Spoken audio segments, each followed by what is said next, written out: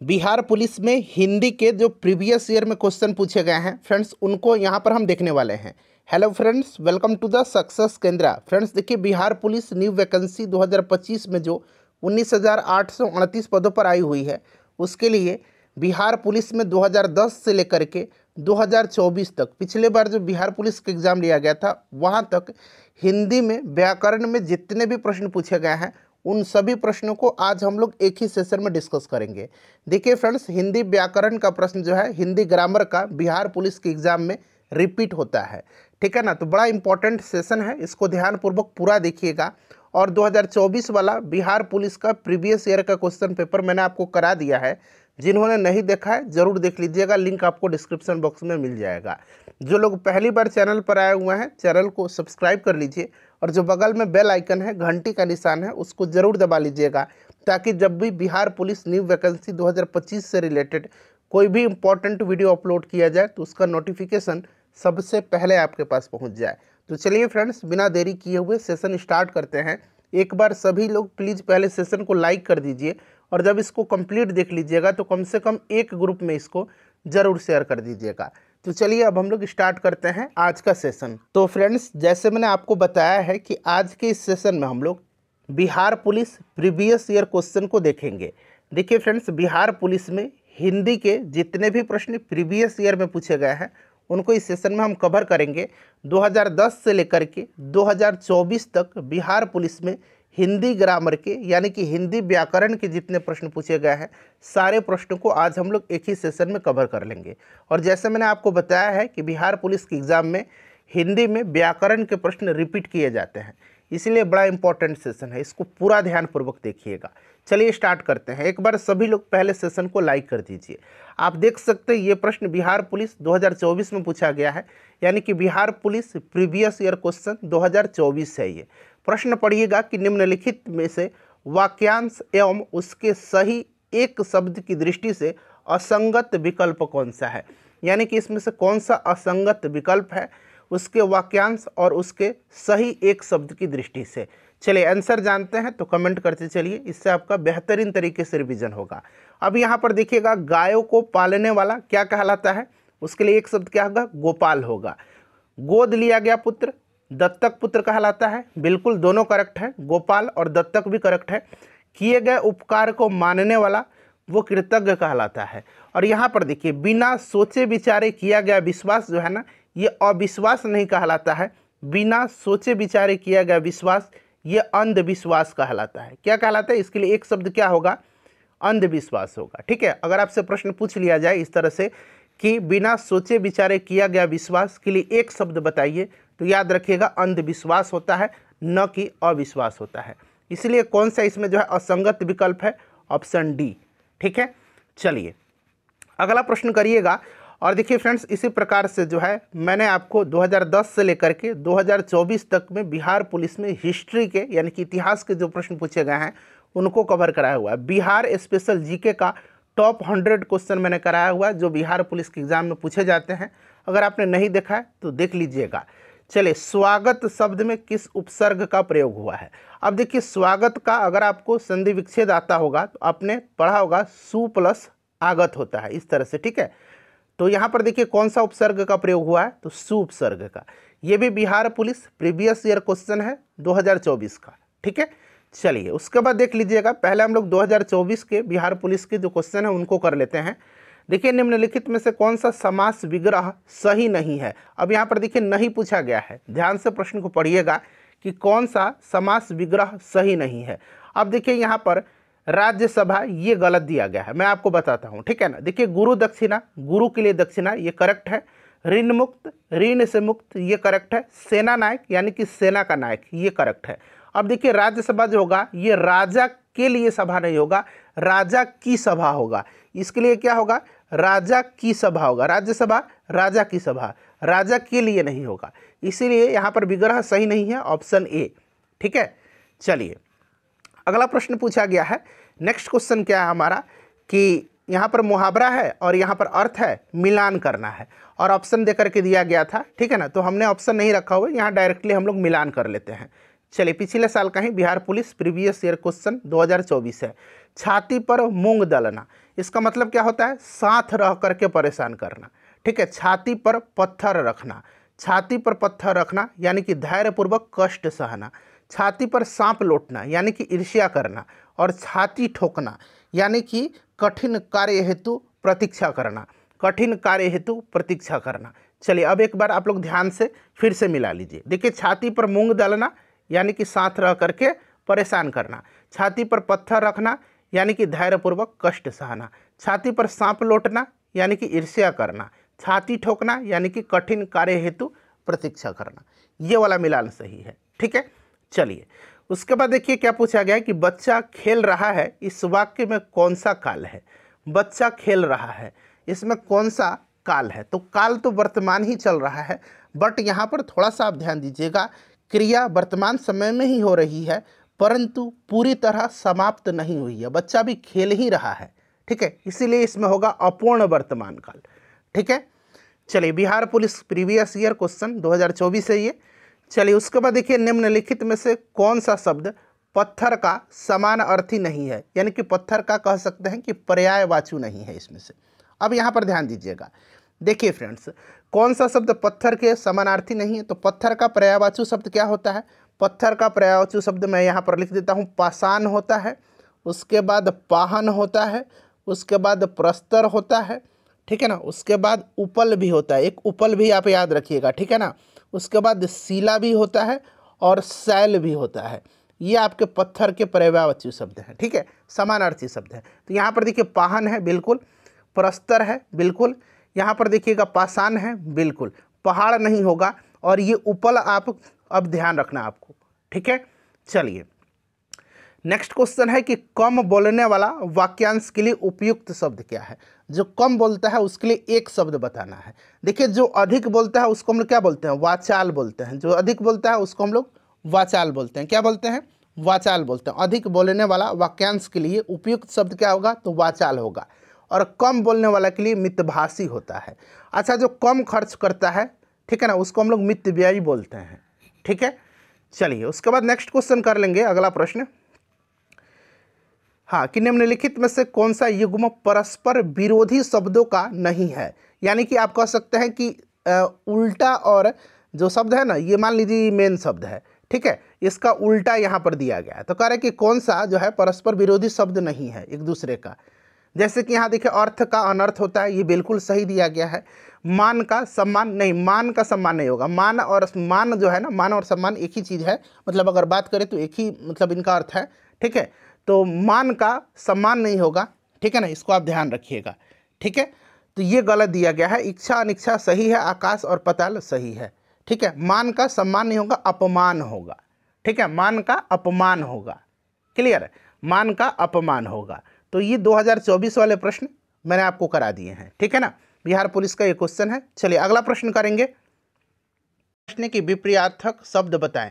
उल्टा शब्द बताना है, विपरीत शब्द बताना है। किसका, तो उत्कर्ष का बताना है। आप देख सकते हैं ये प्रश्न बिहार पुलिस एग्जाम 2023 में पूछा गया प्रश्न। चलिए यहाँ पर देखिएगा कि विपरीतार्थक शब्द उत्कर्ष का क्या होगा। तो उत्कर्ष का जो उल्टा शब्द होगा फ्रेंड्स, ये अपकर्ष होगा। ठीक है ना, ऑप्शन यहाँ पर सी राइट आंसर होगा, अपकर्ष होगा। चलिए उसके बाद दूसरा प्रश्न करेंगे। देखिए, सांझ और रात के बीच के समय को कहते हैं। वन वर्ड सब्स्टिट्यूशन जो है, अनेक शब्दों के लिए एक शब्द बड़ा पूछा जाता है। सांझ और रात के बीच के समय को गोधूली कहा जाता है। ठीक है ना। अच्छा, मार्तंड याद रखिएगा, सूर्य का नाम है मार्तंड। यानी कि अगर सूर्य का पर्यायवाची शब्द आपसे पूछे और ऑप्शन में मार्तंड दे तो याद रखना है आपको। ठीक है ना, चलिए यहाँ पर गोधूली होगा। उसके बाद देखिए अगला प्रश्न है कि असंगत यानी कि बेमेल शब्द का चयन करना है। अब इसमें से देखिए, रोष, कोप और अमर्ष। ठीक है, रोष मतलब दुख होता है, ठीक है ना, कोप का भी सेम अर्थ है और अमर्ष का भी सेम अर्थ है। तो यहाँ पर बेमेल अशोक है, अशोक शोकहीन, ठीक है ना, अशोक यानी कि बिना शोक का, शोकहीन। तो ऑप्शन नंबर यहाँ पर डी, ये अलग है। ठीक है, चलिए उसके बाद अगला प्रश्न है हमारा कि रिक्त स्थानों की पूर्ति करना है। देखिए, इस खाली स्थान है, इस गुफा में गया, काल कबलित हो गया। ठीक है ना, तो यहाँ पर देखिए, यहाँ पर क्या होगा, कौन, कोई, जो या जो कोई। तो यहाँ पर जो होगा, ठीक है ना, जो इस गुफा में गया, काल कबलित हो गया। ठीक है ना, जो कोई नहीं होगा जो यहाँ पर बिल्कुल करेक्ट होगा। चलिए, ये सारे प्रश्न पिछले बार बिहार पुलिस में पूछे गए हैं। देखिए, शुद्ध वर्तनी का चयन करें, यानी कि तकनीकी इसमें से कौन सही लिखा गया है। शुद्ध वर्तनी बड़ा पूछा जाता है, बताइए तकनीकी इसमें से कौन सा सही है। तो फ्रेंड्स ऑप्शन ए आप देख रहे हैं, ये तकनीकी जो लिखा गया है बिल्कुल करेक्ट इसका जो है वर्तनी है, शुद्ध वर्तनी है। चलिए, उसके बाद देखिए अगला प्रश्न है कि सही पर्यायवाची शब्द चुनना है किसका, तो रमा का। रमा का पर्यायवाची शब्द, अच्छा रमा का पर्यायवाची क्या होता है, लक्ष्मी भी होता है, ठीक है ना। रमा मतलब लक्ष्मी जी का रमा नाम है। उसके बाद हरिप्रिया लक्ष्मी जी का ही नाम है, रमा का ही पर्यायवाची शब्द है, ठीक है ना। ये सब आप याद रखिएगा। पद्मा भी है, पद्मा कमला ये सब है, ठीक है ना। इंदिरा भी है, तो इंदिरा यहाँ पर राइट आंसर हो जाएगा। चलिए, उसके बाद देखिएगा समान अर्थी शब्द बताना है, और यहाँ थोड़ा सा ये कंप्यूटर पर हो नहीं रहा था, ये शब्द जो है ये इस तरह से है, वर्ज्य, ठीक है ना, ये इस तरह से है। तो अब इसको आप बना लीजिए, क्लियर, मतलब आप लिख ही दिया मैंने। तो देखिए इसका मतलब क्या होता है, इसका मतलब होता है छोड़ने योग्य। ये वर्ज्य जो लिखा गया है इसका मतलब छोड़ने योग्य होता है। तो यहाँ पर देखिए परित्यक्त का मतलब भी होता है आपका छोड़ने योग्य, त्यागने योग्य, ठीक है ना। तो ऑप्शन में यहाँ पर बी राइट आंसर हो जाएगा। चलिए, उसके बाद देखिए अगला प्रश्न है कि समानार्थी शब्द आपको बताना है नियति का। नियति का समानार्थी शब्द कह सकते हैं, एक तरह से पर्यायवाची ही बताना है। नियति का मतलब क्या होता है, तो नियति का मतलब भाग्य होता है, भाग्य होता है, प्रारब्ध होता है। ये प्रारब्ध याद रखिएगा, प्रारब्ध, ये ब है आधा और ये ध है, ये प्रारब्ध है, ठीक है, प्रारब्ध याद रखिएगा, इंपॉर्टेंट है, ठीक है ना। विधि भी होगा इसका पर्यायवाची शब्द, विधि भी होगा, भाग्य भी होगा, ठीक है। चलिए, उसके बाद देखिएगा अगला प्रश्न है कि जो सब कुछ जानता है। तो ये पिछले बार ही पूछा गया था, जो सब कुछ जानता है उसको हम लोग क्या बोलते हैं, सर्वज्ञ बोलते हैं। जो कुछ नहीं जानता है अज्ञानी है, और किसी को किसी विशेष मतलब सब्जेक्ट पर, विशेष विषय पर ज्ञान होता है ना, उसी को हम लोग विशेषज्ञ बोलते हैं, ठीक है ना। तो इस चीज़ को आप ध्यान रखिएगा, सर्वज्ञ यहाँ पर राइट आंसर हो जाएगा। चलिए, अब 2023 वाला मैंने आपको कंप्लीट करा दिया, आगे बढ़ते हैं, नेक्स्ट क्वेश्चन करेंगे अब का कि रात्रि का पर्याय नहीं है। इसमें से रात्रि का पर्याय कौन सा नहीं है, यह आपसे पूछा जा रहा है। रात्रि का मतलब रात होता है, रात का अर्थ निशा भी होता है, रजनी भी होता है, यामिनी भी होता है, सजनी नहीं होता है। ऑप्शन सी इसका राइट आंसर हो जाएगा। चलिए, अगला प्रश्न करेंगे। और देखिए इस वीडियो को बनाने में 4 से 5 घंटा का मैंने अपना महत्वपूर्ण समय दिया हुआ है। फ्रेंड्स प्लीज़ सेशन को लाइक ज़रूर कर दीजिएगा। देखिए इसमें विपर्यार्थक शब्द बताना है अनुराग का। अनुराग का विपर्यार्थक शब्द क्या होगा, जल्दी से कमेंट कर दीजिए आंसर। सभी लोग कमेंट करेंगे, राइट आंसर इसका ऑप्शन नंबर सी हो जाएगा, विराग होता है अनुराग का उल्टा शब्द। चलिए, सही विकल्प इसमें से चुनना है। सर्वज्ञ का अर्थ क्या होता है, सर्वज्ञ का अर्थ क्या होता है, देखिए राइट आंसर इसका क्या हो जाएगा, जो सब कुछ जानता हो, यानी कि जिसे सब विषय में जानकारी हो। Clear, option A right answer इसका हो जाएगा। नेक्स्ट, निम्नलिखित वाक्यांशों में से कौन सा वाक्यांश पार्थिव शब्द के लिए उपयुक्त है। पार्थिव शब्द के लिए इसमें से कौन सा वाक्यांश जो है उपयुक्त है, चलिए बताइए राइट आंसर इसका क्या होगा। जल्दी जल्दी आंसर कमेंट करिए। राइट आंसर इसका हो जाएगा जिसका संबंध पृथ्वी से हो। ऑप्शन बी करेक्ट आंसर हो जाएगा। मैं बिल्कुल समय नहीं लूँगा, 5 से 7 सेकंड आपको समय दूंगा, उतने देर में आपको आंसर कमेंट करना है। निम्नलिखित में से प्रेम शब्द का पर्यायवाची नहीं है। प्रेम का इसमें से कौन सा पर्यायवाची शब्द नहीं है, बताइए राइट आंसर। तो देखिए प्रणय होता है, अनुराग होगा, प्रीति होगा, घृणा नहीं होता है। घृणा जो है ये प्रेम का उल्टा शब्द हो जाएगा। अगला प्रश्न है हमारा कि साहित्य का, यहाँ पर देखिए साहित्यिक जो है यह इस तरह से लिखा गया है, ये अशुद्ध लिखा गया है, आपका शुद्ध पूछा गया है, कौन सा शुद्ध होगा इसमें से, चलिए बताइए राइट आंसर इसका क्या होगा। तो देखिए इसमें से राइट आंसर हो जाएगा फ्रेंड्स, यहाँ पर आप देखेंगे ऑप्शन ए जो है इस तरह से साहित्यिक लिखा जाता है। चलिए उसके बाद अगला प्रश्न है हमारा कि जो कम बोलता है उसके लिए उपयुक्त शब्द आपको बताना है। जो कम बोलता है, जो कम बोलता है उसके लिए उपयुक्त शब्द जो होगा ये आपका मितभाषी होगा, मितभाषी होगा। जो अधिक बोलता है उसको वाचाल कहा जाता है, जो अधिक बोलता है उसको वाचाल कहा जाता है। चलिए नेक्स्ट क्वेश्चन कर लेंगे कि दिए गए शब्द के पर्यायवाची शब्द का चयन करना है, यानी कि आपको रावण का पर्यायवाची शब्द बताना है। जल्दी जल्दी आंसर कमेंट करिए, सभी लोग इसका आंसर कमेंट करेंगे, रावण का पर्यायवाची शब्द। तो यहाँ पर देखिए दशानन हो जाएगा, यानी कि 10 सिर हैं जिसके, 10 आनन है जिसके, अर्थात वह रामन है। अच्छा, चतुरानन का मतलब होता है भगवान ब्रह्मा, पीताम्बर का विष्णु और पंचानन का भगवान शिव। क्लियर। चलिए उसके बाद देखिएगा कि किसी बात को अत्यधिक बढ़ा चढ़ा करके कहना, किसी बात को अत्यधिक बढ़ा करके कहना, वाक्यांश के लिए सही शब्द क्या है इसमें से? किसी बात को अत्यधिक बढ़ा करके कहना, शब्द का सही अर्थ क्या है? तो इसका अर्थ होता है अतिशयोक्ति। अतिशयोक्ति, ऑप्शन बी करेक्ट आंसर हो जाएगा। चलिए उसके बाद नेक्स्ट क्वेश्चन करेंगे। फ्रेंड्स प्लीज़ एक बार सभी लोग सेशन को लाइक कर दीजिए, मैं सभी लोगों से अनुरोध कर रहा हूँ, प्लीज़ सेशन को लाइक ज़रूर करिएगा और इसको शेयर भी कर दीजिएगा मेरे भाई बहन, प्लीज़ इसको शेयर ज़रूर कर दीजिएगा।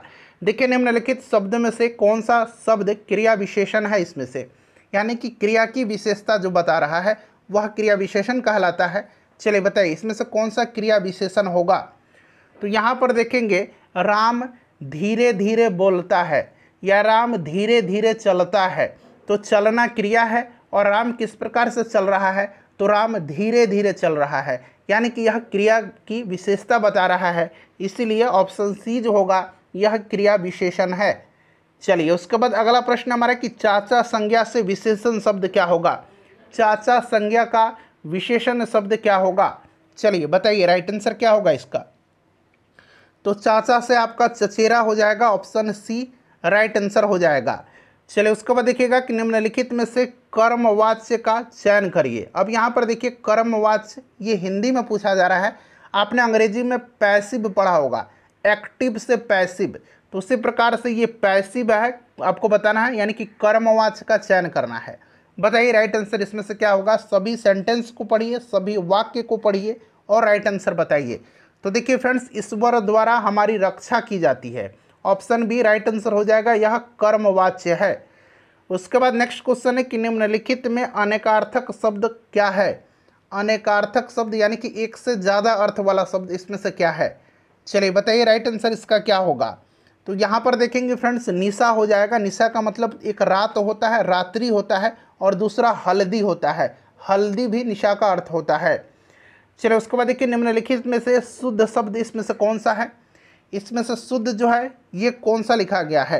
तो यहाँ पर देखेंगे, यहाँ पर दुरावस्था जो है ये शुद्ध लिखा गया है।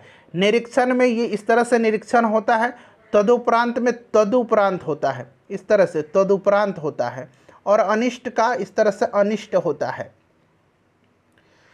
अगला प्रश्न करेंगे कि राम खेल रहा है, वाक्य में जो है यहाँ पर कौन सी क्रिया है?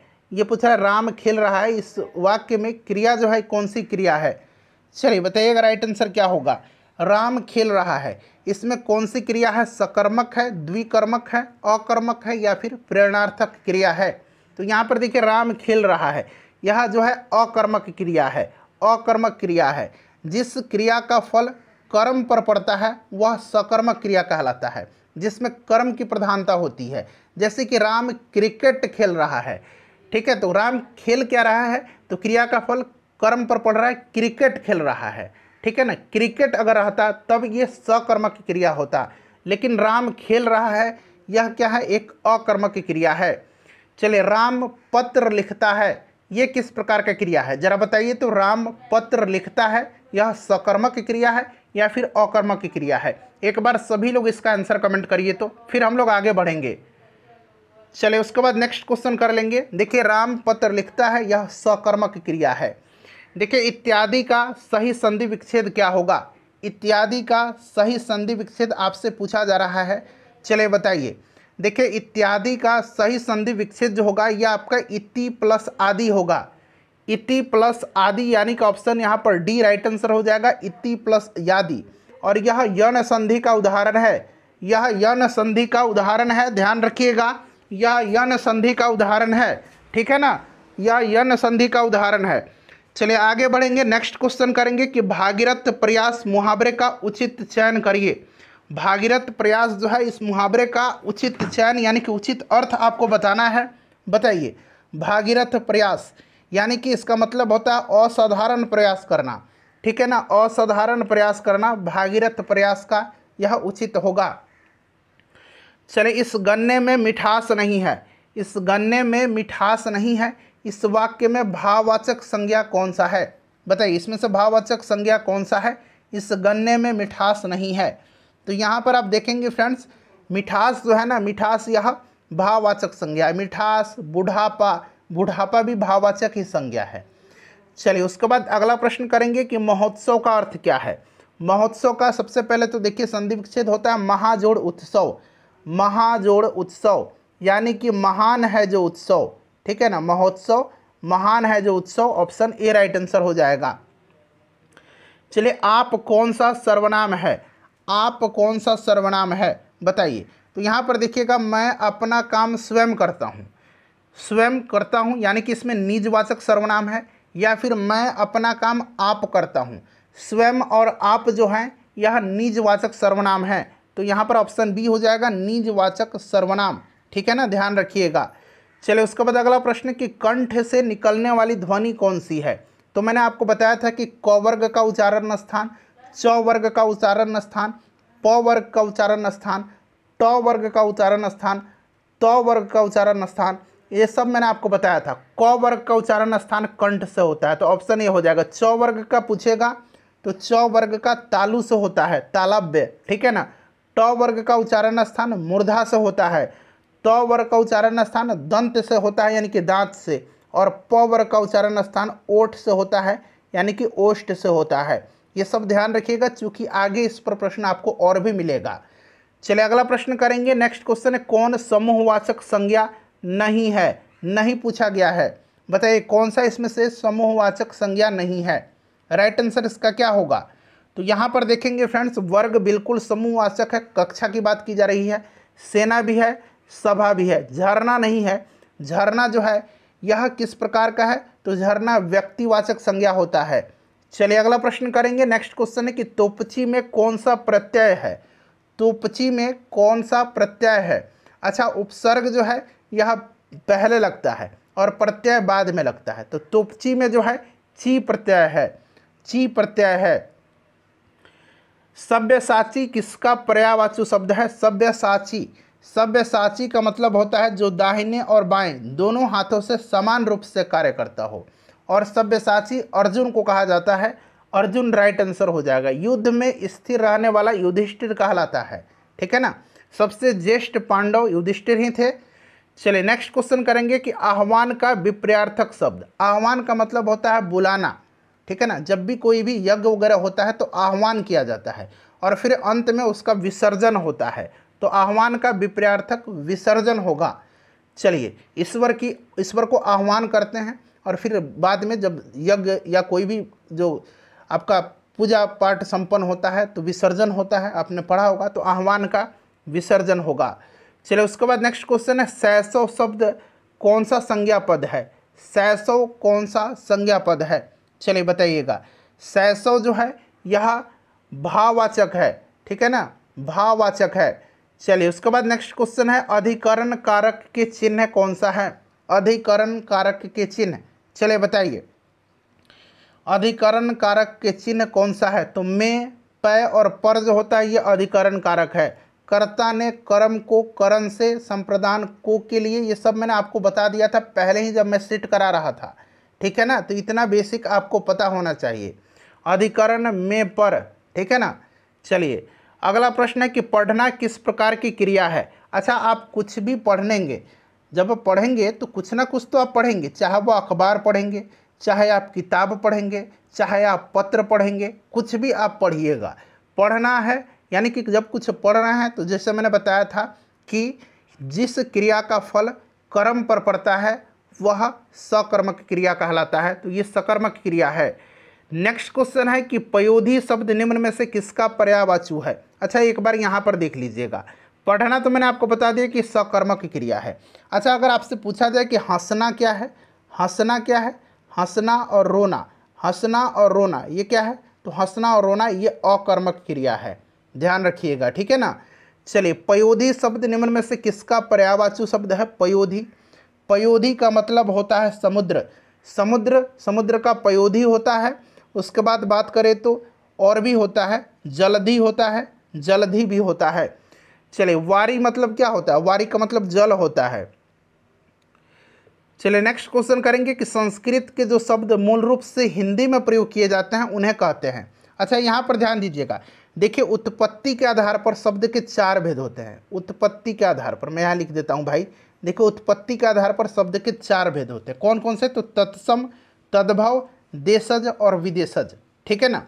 अच्छा बनावट के आधार पर शब्द के कितने भेद होते हैं? बनावट के आधार पर 3 भेद होते हैं। कौन कौन से?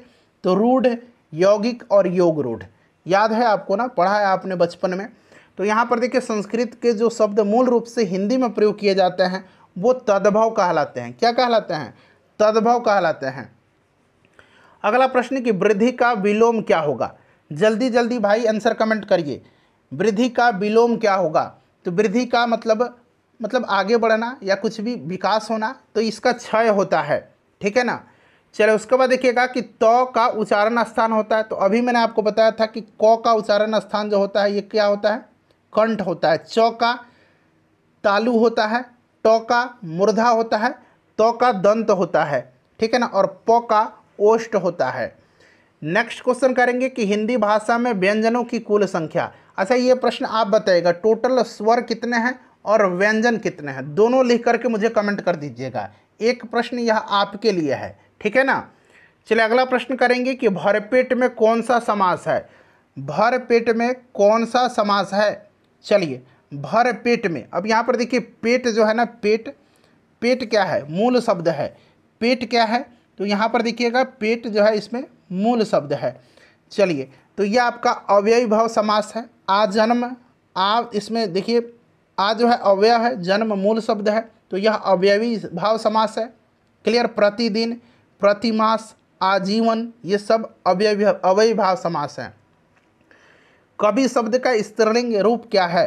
तो ये तो आप पता है कि आपको कवि का कवित्री होता है, लेकिन कवित्री इसमें से सही कौन सा लिखा गया है ये आप बताइए। चलिए कवित्री सही इसमें से लिखा गया है। ऑप्शन नंबर यहाँ पर देखेंगे तो ऑप्शन बी राइट आंसर हो जाएगा। अगला प्रश्न करेंगे कि परिधि शब्द का समानार्थी शब्द। परिधि का, आपने वृत्त का परिधि पढ़ा है, आयत की परिधि पढ़ा है, तो परिधि और परिमाप एक ही शब्द होते हैं। आयत का अगर परिमाप पूछा जाएगा तो 2 × L+B होता है। आयत की अगर परिधि पूछा जाएगा तो भी 2 × L+B होता है। तो यानी कि परिधि और परिमाप ये समानार्थी शब्द हैं। नेक्स्ट क्वेश्चन है कि अतिथि के लिए चाय लाओ, ठीक है ना। इस वाक्य में अतिथि के लिए में कौन सा कारक है बताइए? तो कर्ता ने कर्म को करण से संप्रदान का के लिए को लिए पढ़ा है ना, तो यहाँ पर देखिए के लिए है, यानी कि संप्रदान कारक है इसमें। चलिए फ्रेंड्स नेक्स्ट क्वेश्चन कर लेंगे कि पवर्ग यानी कि प फ ब ब का जो है उच्चारण स्थान पूछा गया है, तो ये बताइए। ओष्ठ राइट आंसर हो जाएगा प का। नेक्स्ट क्वेश्चन है हमारे कि निम्नलिखित में से कौन सा शब्द इसमें से पुल्लिंग शब्द है? पुल्लिंग शब्द है बताइए। चलिए निम्नलिखित में से कौन सा शब्द इसमें से पुल्लिंग है? तो यहाँ पर देखेंगे बुढ़ापा जो है ये पुल्लिंग शब्द है। बुढ़ापा पुल्लिंग शब्द है, भाववाचक संज्ञा है, ध्यान रखेंगे आप। अगला प्रश्न करेंगे कि निम्नलिखित शब्दों में से कौन सा शब्द शुद्ध है इसमें से? मैथिली इस तरह से लिखा जाता है, मैथिली इस तरह से लिखा जाता है, तो ये तो गलत हो गया। अनाधिकार इस तरह से लिखा जाता है, अनाधिकार, अनाधिकार, तो ये भी आपका गलत हो गया। स्मरण सही है। वाहिनी इस तरह से लिखा जाता है, वाहिनी, ठीक है ना। चलिए ऑप्शन सी राइट आंसर होगा इसका। उसके बाद देखिए अनल का समानार्थी शब्द क्या होगा? अनल का समानार्थी शब्द क्या होगा? अनल, पावक, दावानल, ये सब आग के पर्यायवाची शब्द हैं, ठीक है ना। चलिए उसके बाद देखिएगा प्रत्यक्ष का विलोम क्या होगा? प्रत्यक्ष का विलोम जो होता है ये क्या होगा? तो प्रत्यक्ष का परोक्ष होगा। प्रत्यक्ष का परोक्ष राइट आंसर हो जाएगा। नेक्स्ट क्वेश्चन है कि पर्वत का पर्यायवाची शब्द पूछा गया है। पर्वत का पहाड़, गिरी, ठीक है ना, गिरी भी होता है, अचल भी होता है, भूमिधर भी होता है, भूमिधर, शैल भी होता है, धराधर भी होता है, ठीक है ना। ये सारे पहाड़ के पर्यायवाची शब्द हैं, तो यहाँ पर देखिए शैल दिया गया है, ठीक है। नेक्स्ट क्वेश्चन है सार्थक शब्द का विलोम क्या होगा? सार्थक का विलोम बहुत ही सिंपल है। सार्थक का विलोम निरर्थक होता है। क्या होता है भाई? निरर्थक होता है, ठीक है ना। चलिए अगला प्रश्न करेंगे। नेक्स्ट क्वेश्चन है चौराहा किस तरह का समासिक शब्द है? चौराहा देखिए इसमें अंक आ रहा है, चौराहा, त्रिभुज, ठीक है ना, ये सब क्या होते हैं, यह द्विगु समास होते हैं, यह द्विगु समास होते हैं। चलिए, ज्येष्ठ का विलोम शब्द आपसे पूछा जा रहा है। ज्येष्ठ का विलोम शब्द क्या हो, ज्येष्ठ मतलब बड़ा होता है और उसका उल्टा कनिष्ठ होता है यानी कि छोटा। क्लियर।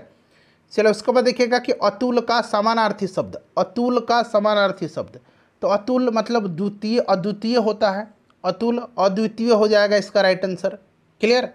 चलो उसके बाद अगला प्रश्न हमारा कि अनुचित ढंग से प्राप्त किया गया लाभ, इसके लिए एक शब्द चुनना है। अनुचित ढंग से प्राप्त किया गया लाभ के लिए एक शब्द क्या होगा, तो फ्रेंड्स यह आपका हो जाएगा अपलाभ। अपलाभ राइट आंसर होगा, अनुचित ढंग से प्राप्त किया गया लाभ। अगला प्रश्न है कि सभी जातिवाचक संज्ञा का समूह आपको बताना है। इसमें सारे के सारे जातिवाचक ही होना चाहिए। यहाँ देखिए बुढ़ापा बना लीजिएगा तो ये भाववाचक हो जाएगा, ठीक है, यहाँ पर भी बुढ़ापा है। क्लियर। तो यहाँ पर देखिएगा लड़का, नागरिक और कार, ये जो है यहाँ पर आपका जातिवाचक, यहाँ दिल्ली आ गया, व्यक्तिवाचक हो जाएगा ये। नेक्स्ट क्वेश्चन, इनमें संज्ञा शब्द कौन सा है, इसमें से संज्ञा शब्द जो है ये कौन सा है, तो ये आपका इसमें से संज्ञा बताइए, ये माधुर्य हो जाएगा। उसके बाद नेक्स्ट क्वेश्चन है कि वह अवस्था जब सचमुच में युद्ध हुआ नहीं होता परंतु युद्ध का माहौल हमेशा बना रहता है, उसको हम लोग क्या कहते हैं, तो उसको गृह युद्ध कहा जाता है, नहीं, उसको शीत युद्ध कहा जाता है, उसको शीत युद्ध कहा जाता है, ठीक है ना, कोल्ड वार जिसको हम लोग बोलते हैं अंग्रेजी में। चलो उसके बाद देखिएगा कि कपीस और सचिंद्र शब्दों का सही संधि विच्छेद इसमें से बताना है, कपीस का और सचिंद्र का। तो देखिए कपीस का क्या होगा, कपी प्लस इस होता है, इस तरह से कपी जोड़ इस होगा। और सचिंद्र का किस तरह से होगा, ये तालाब बेसा है, सचिंद्र का सची प्लस इंद्र होगा। तो कहाँ पर दिया गया है देखिए, तो यहाँ पर देखिए कपी प्लस इंद्र और Shachi plus Indra, option C right answer हो जाएगा। चलिए उसके बाद नेक्स्ट क्वेश्चन कर लेंगे। अगला प्रश्न कि उपसर्गों के बारे में सत्य नहीं है। सत्य नहीं, शब्द के प्रारंभ में उपसर्ग जुड़ते हैं, शब्द के अंत में नहीं, शब्द के अंत में तो प्रत्यय लगता है, तो यही जो है सत्य नहीं है। अर्थ में परिवर्तन कर देते हैं, बिल्कुल। नया शब्द निर्मित होता है, बिल्कुल, ये सही दिया गया तीनों, ऑप्शन बी राइट आंसर हो जाएगा। यह घर मेरा है और वह तुम्हारा, रेखांकित यहाँ पर किया गया है, शब्द क्या है, यह घर है, यह घर मेरा है, वह घर तुम्हारा है, बताइए राइट आंसर इसका क्या होगा, करेक्ट आंसर इसका क्या होगा, बताइए तो इसका करेक्ट आंसर क्या होगा, तो यह संज्ञा होगा, ठीक है ना। चलिए उसके बाद देखिएगा कि शांति से बैठ करके अपना कार्य कीजिए, यहाँ पर रेखांकित किया गया है, वही पूछा गया रेखांकित शब्द किस क्रिया विशेषण का प्रकार है, ये तो पता है क्रिया विशेषण है, लेकिन इसका प्रकार क्या है, तो यह रीतिवाचक है। क्यों, क्योंकि इसमें क्रिया की विशेषता बताई जा रही है कि किस प्रकार से आपको काम करना है, यानी कि क्रिया विशेषण की भी विशेषता, शांति से बैठ करके। चलिए बहुव्रीहि समास में देखिए, बहुव्रीहि समास में ना पहला पद प्रधान होता है ना बाद वाला पद, दूसरा पद, इसमें तीसरा पद प्रधान होता है, ठीक है। बहुव्रीहि समास में विशेष अर्थ प्रकट करता है। वर्णों का सार्थक समूह क्या कहलाता है, वर्णों का सार्थक समूह जो है यह शब्द कहलाता है, और शब्दों का सार्थक समूह वाक्य कहलाता है। शब्दों का सार्थक समूह वाक्य कहलाता है, वर्णों का सार्थक समूह शब्द कहलाता है। चलिए अंग है, अंग क्या है, एक, यह एक क्या है, यह एक अयोगवाह है, यह एक अयोगवाह है, ध्यान रखिएगा। नेक्स्ट क्वेश्चन, यह लड़की बहुत सुंदर है, वाक्य में लड़की शब्द क्या है, लड़की शब्द क्या है, बताइए। लड़की जो है इसमें सब पद है, ठीक है ना। उसके बाद देखिए आ बैल, यह एक लोकोक्ति है, इसको पूर्ण करना है, यह अपूर्ण दिया है, यानी कि पूरा फुल नहीं है, इसको पूरा करना है आपको। आ बैल क्या होता है, आ बैल खेत जोत, नहीं, ये लोकोक्ति तो हमने सुना ही नहीं है। आ बैल चारा खा, ये भी नहीं है। आ बैल गाड़ी चला, नहीं। आ बैल मुझे मार, आ बैल मुझे मार यानी कि विपत्ति को निमंत्रण दे करके बुलाना, जानबूझ करके मुसीबत मोल लेना, ठीक है ना, तो आ बैल मुझे मार। नेक्स्ट क्वेश्चन है कि गुरु शब्द का स्त्रीलिंग रूप बनाने वाला प्रत्यय, तो गुरु का सबसे पहले जानिए स्त्रीलिंग गुरुवाइन होता है। क्या होता है गुरु का स्त्रीलिंग जो होता है ये गुरुवाइन होता है, ठीक है ना। तो गुरु का यानी कि आइन प्रत्यय लगा हुआ है, तो ये गुरुवाइन बना है। अगला प्रश्न है कि सज्जन का विपरीतार्थिक शब्द, सज्जन का विपरीतार्थिक उल्टा शब्द क्या होगा, तो सज्जन का दुर्जन होगा, दुर्जन राइट आंसर हो जाएगा। एक बार सभी लोग फ्रेंड्स प्लीज़ सेशन को लाइक कर दीजिए और अपने फ्रेंड्स के पास इसको शेयर ज़रूर कर दीजिए। देखिए इसमें से भारतेंदु का सही संधि विच्छेद क्या है, भारतेंदु का, तो भारतेंदु का होता है भारत प्लस इंदु, भारत प्लस इंदु, ये वाला ऑप्शन डी राइट आंसर हो जाएगा, भारत प्लस इंदु। नीलकंठ शब्द क्या है, तो नीलकंठ यानी कि नीला है कंठ जिसका, यानी कि भगवान शिव, इसमें एक विशेष अर्थ प्रकट हो रहा है ना, तो इसीलिए ये क्या है, योगरूढ़ है। योगरूढ़ मैंने बताया था कि बनावट के आधार पर शब्द के 3 भेद होते हैं, रूढ़, यौगिक और योगरूढ़। तो यहाँ पर देखिए विशेष अर्थ प्रकट कर रहा है योगरूढ़। पीताम्बर, पीला है जिसका अंबर, यानी कि भगवान विष्णु की बात की जा रही है, तो पीताम्बर भी योगरूढ़ ही होगा। चलिए उसके बाद नेक्स्ट क्वेश्चन करेंगे कि पुरुष एवं स्त्री का जोड़ा, इसके लिए उपयुक्त शब्द चुनिए। पुरुष एवं स्त्री का जोड़ा, पुरुष एवं स्त्री का जोड़ा यह दंपत्ति कहलाता है। चलिए उसके बाद नेक्स्ट क्वेश्चन करेंगे कि निम्नलिखित में से किस वाक्य में अकर्मक क्रिया है। इतना बढ़िया तरीके से मैंने आपको सकर्मक और अकर्मक बताया था। देखिए गेहूं पिस रहा है, ठीक है, गेहूं पिस रहा है, यही अकर्मक है। मैं बालक को जगवाता हूँ, किसको जगवाना है, बालक को, ये सकर्मक है। मदन गोपाल को हंसा रहा है, हंसा रहा है किसको, गोपाल को। वह पत्र लिखता है, क्या लिख रहा है, पत्र लिख रहा है। तो ये सारे जो है सकर्मक क्रिया है, क्योंकि इसमें कर्म का फल कहाँ पर, इसमें जो है क्रिया का फल किस पर पड़ रहा है, कर्म पर पड़ रहा है, इसलिए सकर्मक है। ऑप्शन ए अकर्मक हो जाएगा।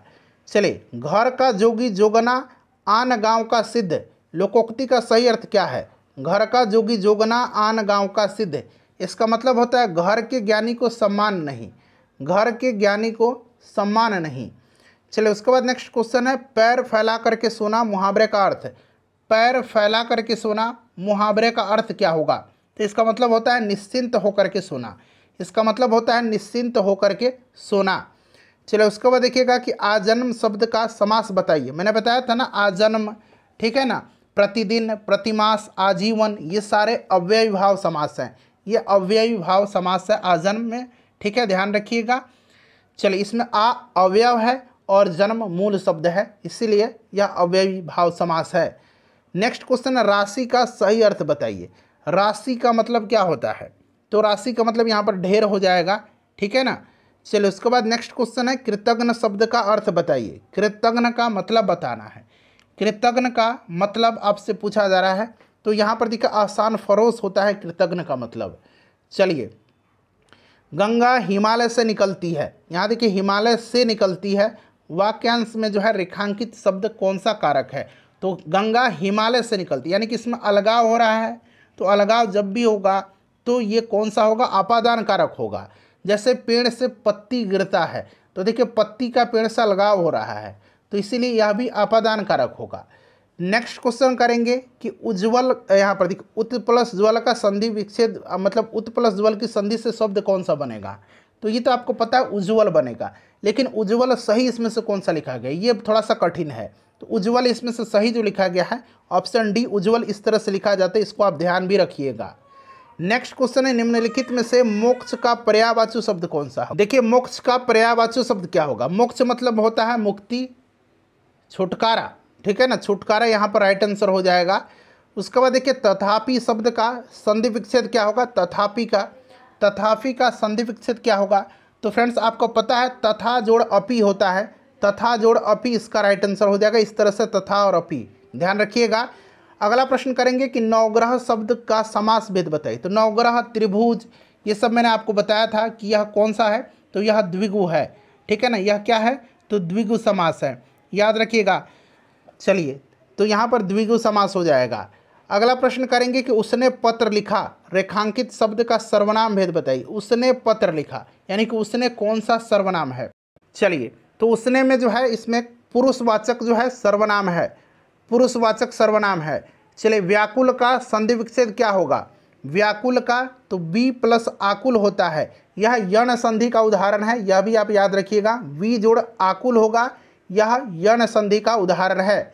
नेक्स्ट क्वेश्चन है किसी कार्य को करने का संकल्प करना, मुहावरे का अर्थ क्या होता है, किसी कार्य को करने का संकल्प करना, राइट आंसर होगा आपका दृढ़ निश्चय करना, किसी कार्य को करने का संकल्प करना। उसके बाद देखिए जो बहुत कुछ जानता हो, जो बहुत कुछ जानता हो उसके लिए एक शब्द क्या होगा, तो ये बहुश्रुत होता है, बहुश्रुत होता है, ध्यान रखिएगा।